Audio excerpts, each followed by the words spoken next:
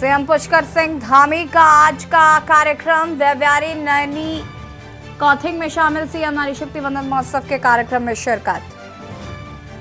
देहरादून में कल परीक्षा पे चर्चा कार्यक्रम, प्रधानमंत्री नरेंद्र मोदी करेंगे लाइव प्रसारण। 5 फरवरी को होगा विधानसभा सत्र। सिविल कोड बिल लाने की तैयारी, यूथ कांग्रेस शुरू करेगी रोजगार दो न्याय दो अभियान। कांग्रेस का रोजगार दो न्याय दो अभियान कांग्रेस जोड़ रही युवाओं को। यूसीसी के लिए विशेष सत्र बुलाने की तैयारी, मुख्यमंत्री ने कहा जो भी कमेटी सरकार को सौंप देगी ड्राफ्ट रिपोर्ट पर बढ़ा समिति का कार्यकाल। ठंड ने तोड़ दिया 7 वर्षों का रिकॉर्ड, अभी नहीं मिलेगी सर्दी से राहत। अभी लगातार 5 दिनों तक ऐसे ही ठंड रहने की संभावना। आप देख रहे हैं के न्यूज, खबरों का सारथी। नमस्कार, खबर उत्तराखंड में आप सभी का स्वागत है। मैं हूं आपके साथ यशी शुक्ला। अक्सर से खबर आपको बता देते हैं जहां पर मिड डे मील में हुए भ्रष्टाचार की खुली पोल। किसान विद्यालय इंटर कॉलेज के प्रिंसिपल पर आरोप लगा है। पूर्व प्रिंसिपल की शिकायत पर भ्रष्टाचार की खुली पोल। किसान कॉलेज के प्रिंसिपल जयप्रकाश से छीना गया चार्ज। समाजशास्त्र प्रवक्ता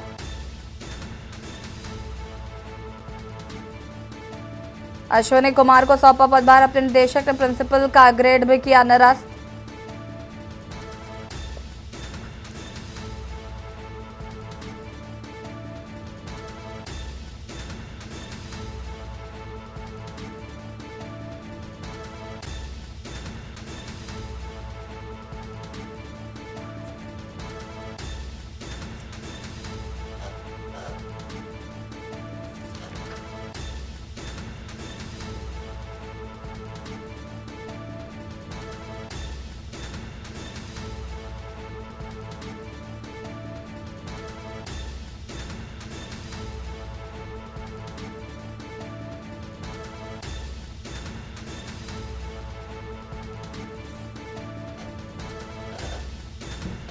किसान कॉलेज के प्रिंसिपल जो आईसी रुड़की के प्रिंसिपल को सौंपा गया है कार्यभार। समाजशास्त्र प्रवक्ता अश्विनी कुमार को सौंपा। अपर निदेशक ने प्रिंसिपल का ग्रेड भी किया है निरस्त।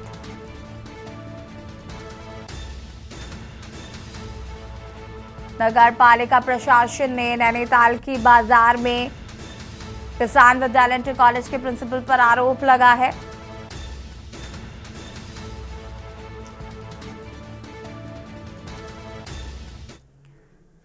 नगर पालिका प्रशासन ने नैनीताल के बाजार में अनाधिकृत एवं अवैध रूप से दुकानदारों द्वारा दुकानों के बाहर सड़क पर अतिक्रमण करने वालों पर नगर पालिका प्रशासन ने बड़ी कार्रवाई करते हुए कई व्यापारियों के चालान काटे। पालिका द्वारा की गई अचानक की कार्रवाई से व्यवसायियों में हड़कंप मच गया। बाजारों में अतिक्रमण हटाने पहुंची टीम को विरोध का सामना करना पड़ा। अतिक्रमण पर कार्रवाई वाले अधिशासी अधिकारी का कहना है कि पूर्व में नगर पालिका द्वारा दुकानदारों को चेतावनी दी गई थी कि वो सड़क के बाहर अतिक्रमण ना करे। इसके द्वारा व्यवसायियों द्वारा सड़क पर अतिक्रमण किया जा रहा है जो कि किसी सूरत में बर्दाश्त नहीं किया जाएगा।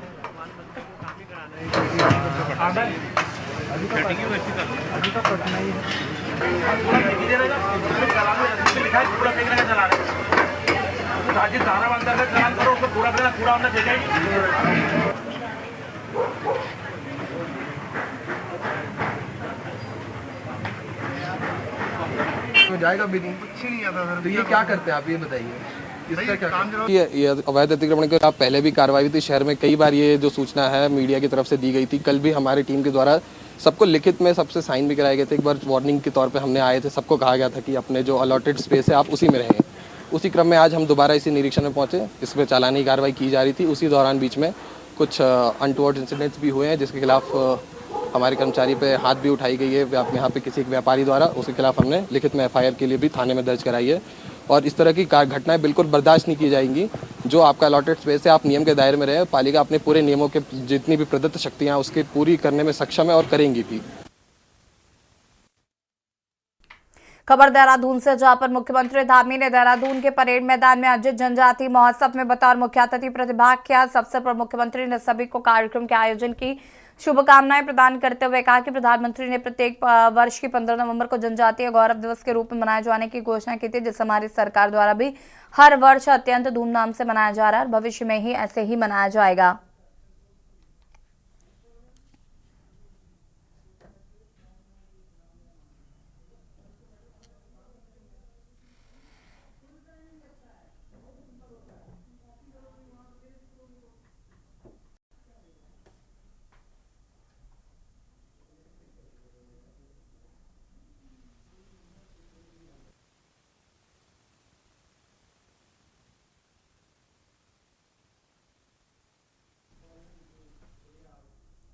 गन्ना मूल्य में 20 रुपए प्रति क्विंटल की बढ़ोतरी के फैसले पर किसानों ने सीएम पुष्कर सिंह धामी का सम्मान किया है। सीएम आवास देहरादून स्थित मुख्य सेवक सदन में कार्यक्रम आयोजित किया गया।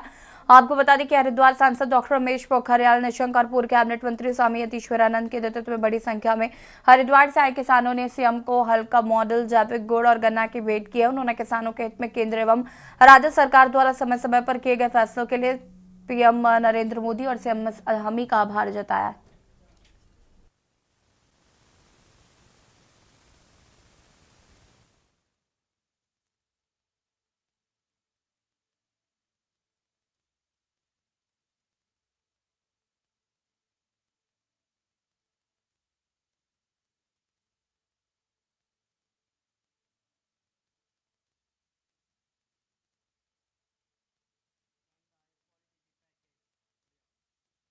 देवभूमि उत्तराखंड में लोकसभा चुनाव से पहले धामी सरकार की टेंशन तमाम राजनीतिक दलों और सामाजिक संगठनों ने फिर बढ़ा दी है।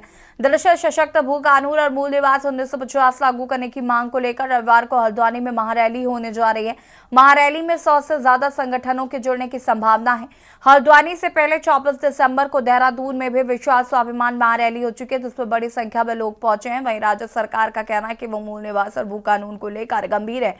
इसके लिए समिति गठित की गई है। इसके साथ ही सरकार ने सभी जिलाधिकारियों से पिछले 10 साल में कृषि और बागवानी की जमीनों की बिक्री और लीज की अनुमति देने से जुड़े मामलों का रिकॉर्ड भी मांगा है। भू कानून प्रारूप सचिव राधा रतूड़ी ने सभी जिलाधिकारियों को ये जानकारी राजस्व विभाग को जल्द से जल्द भेजने के निर्देश दिए। आपको बता दें, उत्तराखंड में पिछले लंबे समय से सशक्त भू कानून और मूल निवास का मुद्दा गरमाता जा रहा है। सरकार की ओर से पूर्व मुख्य सचिव सुभाष कुमार की अध्यक्षता में भू कानून के लिए कमेटी भी गठित की गई थी और इस गठित भू कानून समिति ने सितंबर 2022 में धामी सरकार को अपनी सिफारिशें सौंप दी थी, लेकिन शासन स्तर पर समिति की सिफारिशों पर कोई कार्रवाई नहीं हुई। वहीं उत्तराखंड में साल 2001 के बाद से मूल निवास प्रमाण पत्र की जगह पर स्थायी निवास प्रमाण पत्र बनने शुरू हुए थे। इसके बाद उत्तराखंड हाईकोर्ट से भी आदेश जारी हुआ कि राज्य गठन के समय जो भी व्यक्ति उत्तराखंड में रहा है वो यहाँ का निवासी माना जाएगा और वही देश के मूल निवास प्रमाण पत्र साल 1950 में शुरू हुए। बाद के वर्षों में सभी राज्यों में यही व्यवस्था की गई। 10 अगस्त 1950 के समय जो व्यक्ति जिस राज्य में रहा उसे वहीं का मूल निवासी माना गया। तमाम आंदोलनकारी सरकार से राज्य में इसी व्यवस्था को लागू करने की मांग कर रहे हैं। वही विपक्षी दलों का आरोप है कि सरकार यूसीसी के बहाने राज्य के असल मुद्दों से जनता का ध्यान भटकाने की कोशिश कर रही है। देखिए रिपोर्ट।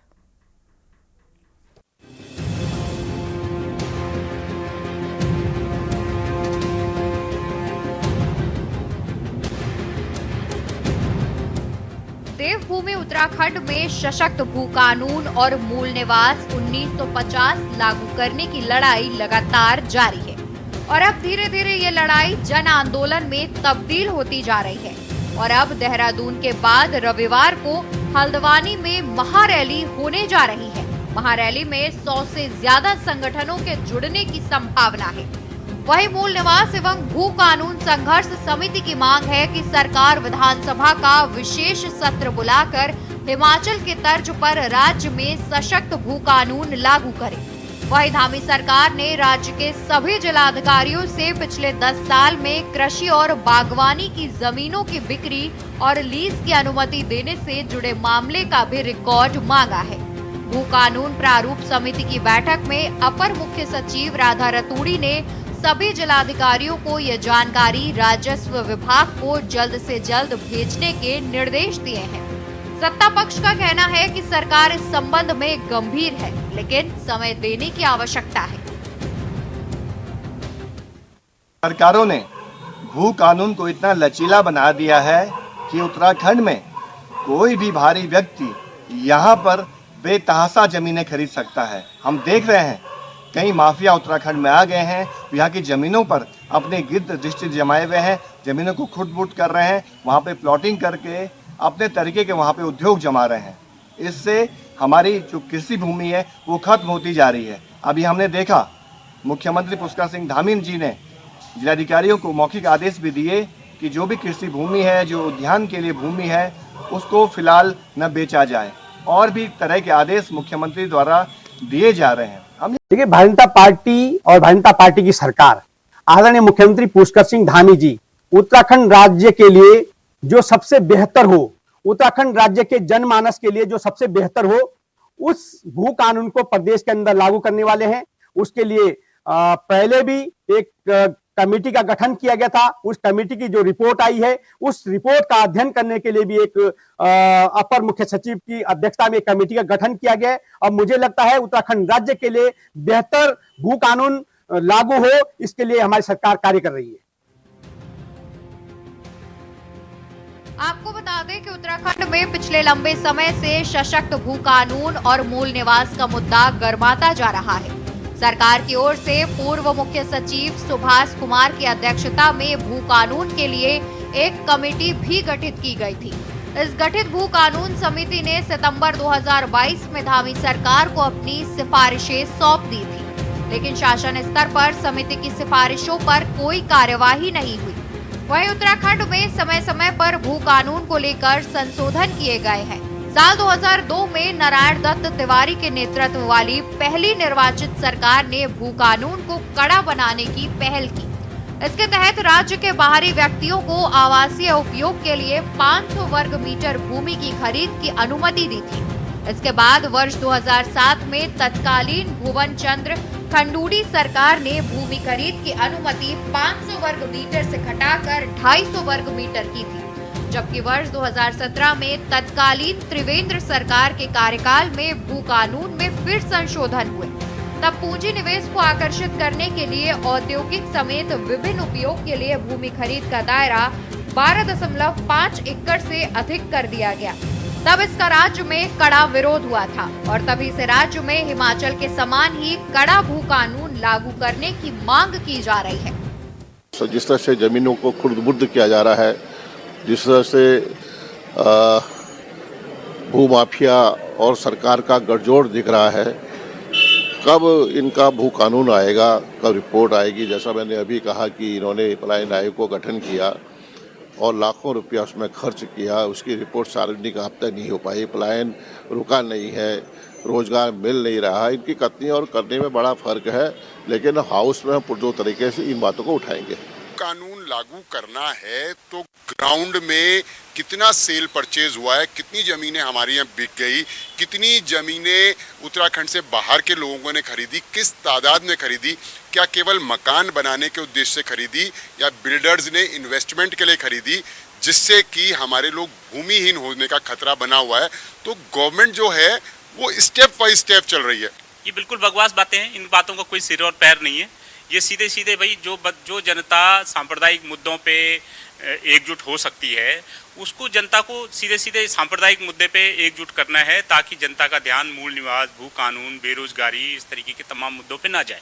इसलिए कमेटी के ऊपर कमेटी बना रही है। अब उन्हें पता है कि भाई जनता सड़कों पे आ रही है, तो जनता को अपने भुलावे में रखने के लिए, अपने पाले में रख के कमेटी के ऊपर कमेटी का बुलावा। कुल मिलाकर राज्य में सशक्त भू कानून और मूल निवास का मुद्दा लगातार गर्माता जा रहा है। हालांकि सरकार समिति गठित करने के साथ ही सभी जिलाधिकारियों से पिछले 10 साल में कृषि और बागवानी की जमीनों की बिक्री और लीज की अनुमति देने से जुड़े मामले का रिकॉर्ड भी मांग रही है। बावजूद इसके आंदोलनकारी पीछे हटने को राजी नहीं है। सवाल ये है कि क्या सरकार वाकई में सशक्त भू कानून और मूल निवास 1950 लागू करने के लिए गंभीर है, या फिर समिति गठित कर इन मुद्दों को दबाने की कोशिश की जा रही है।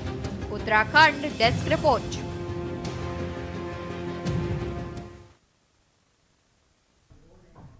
और सीधे आपको ले चलते हैं रुद्रपुर, जहां पर नारी वंदन कार्यक्रम का आयोजन किया गया है और मुख्यमंत्री धामी यहां पर पहुंचे हुए हैं। तस्वीरें आपको हम टीवी स्क्रीन पर दिखा रहे हैं।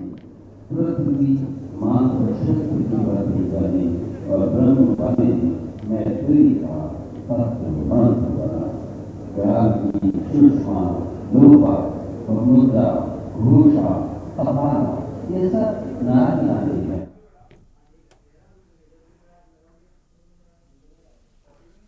ये तस्वीरें आपको हम दिखा रहे हैं।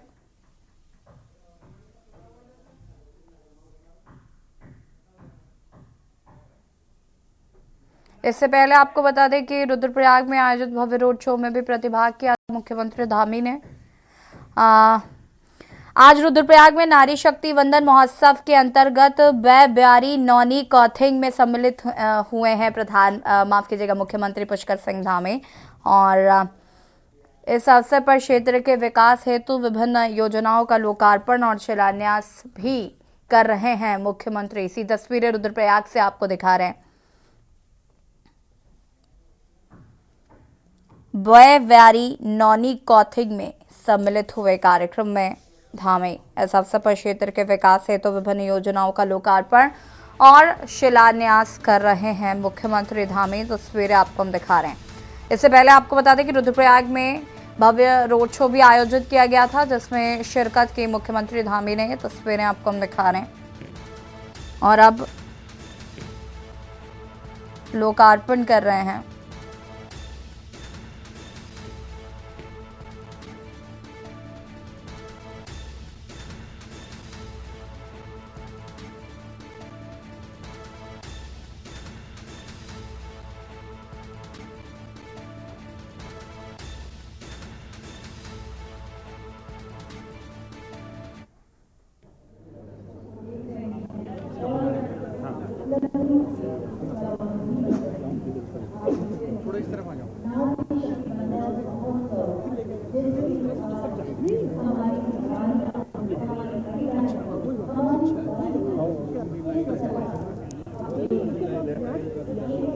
नारी वंदन महोत्सव में शामिल हुए मुख्यमंत्री धामी।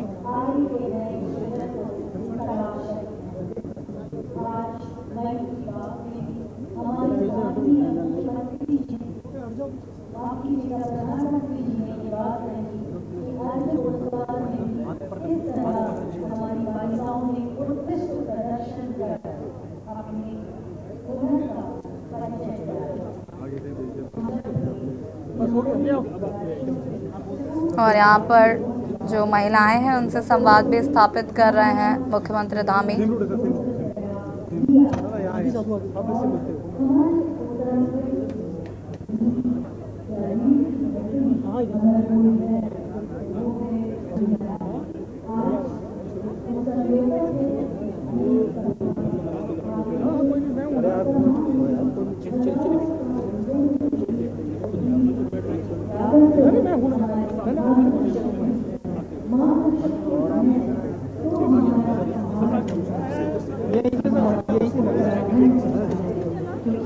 यही हमारे घर परिवार थे और आजीविका को आगे बढ़ाए। इन्हीं से हमारी खेती जिंदा है, इन्हीं से हमारी झोला जिंदा है, इन्हीं से हमारी नोरी जिंदा है, इन्हीं से हमारा जुमेलो जिंदा है। ये हमारी संस्कृति ये है तो ये समारोह है, ये है तो भव्य कार्यक्रम है और ये है तो हमारा आने वाला भविष्य भी सुंदर है। मैं चाहूंगी एक बार सब ऊपर हाथ करके मां शक्ति को नमन करें। और यहाँ पर मुख्यमंत्री धामी पर महिलाएं पुष्प वर्षा करते हुए नजर आ रही है। भव्य स्वागत यहाँ पर मुख्यमंत्री धामी का किया जा रहा है। तस्वीरें आप देख सकते हैं, महिलाएं पुष्प वर्षा करती हुई धामी पर नजर आई और मुख्यमंत्री धामी ने सभी का अभिवादन यहाँ पर स्वीकार किया है।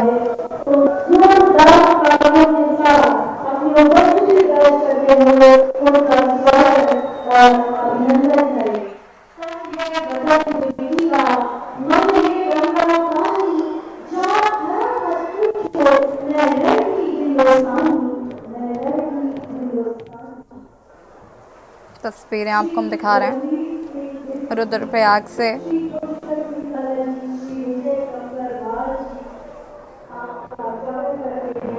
श्री अमरगोरी जी, श्री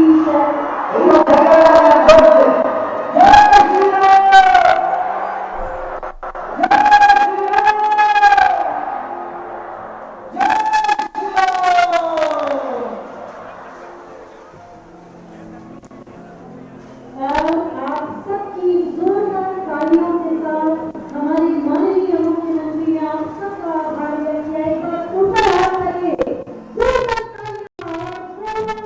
श्री रामचंद्र की, श्री रामचंद्र की।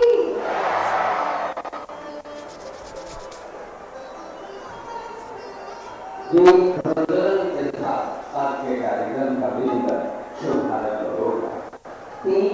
दर्श महाकाय सर्वांगदेव नमः भैरवाय नमः अनुज्ञान दातु अर्षति। इन शब्दों के साथ हम कल्प कल्पांत के अंधकार की ताकत को हरने वाले भी को नमन करते हैं।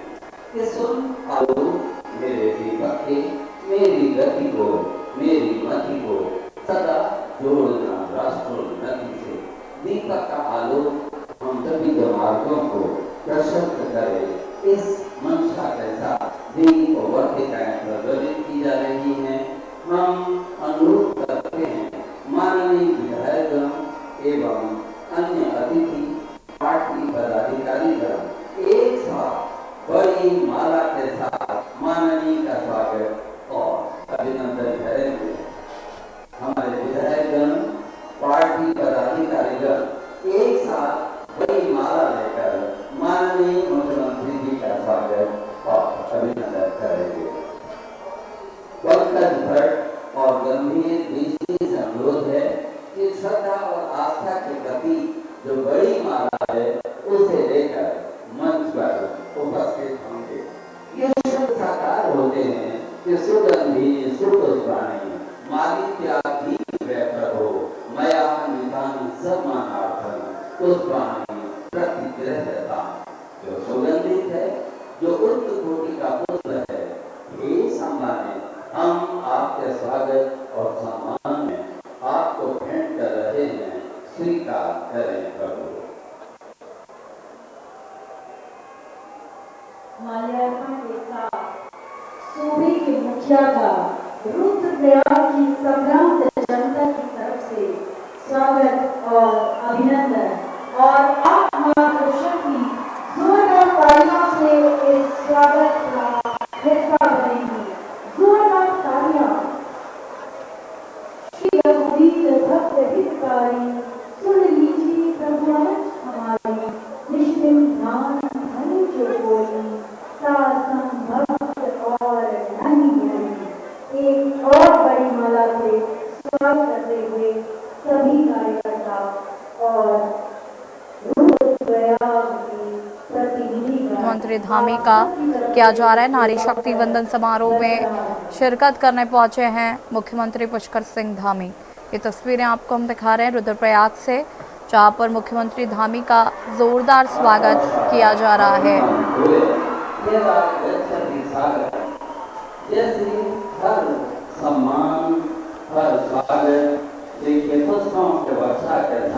माननीय का पता है कि एक पुष्प पंखुड़ी स्वयं माननीय के मस्तक पर अवतरित होना चाहती है। स्वागत और अभिनंदन। अतिथिगण अपना स्थान ग्रहण करने की कृपा करेंगे। सभी अतिथि अपना स्थान ग्रहण कर रहे हैं। बहुत ही सुंदर और नारी शक्ति वंदन समारोह कार्यक्रम में शिरकत करने पहुंचे मुख्यमंत्री पुष्कर सिंह धामी, जहां पर उनका जोरदार स्वागत किया गया। महिलाओं ने मुख्यमंत्री धामी पर पुष्प वर्षा भी की। खबर उत्तराखंड में फिलहाल इतना ही। देखते रहिए के न्यूज़। नमस्कार। आप देख रहे हैं के न्यूज़, खबरों का सारथी।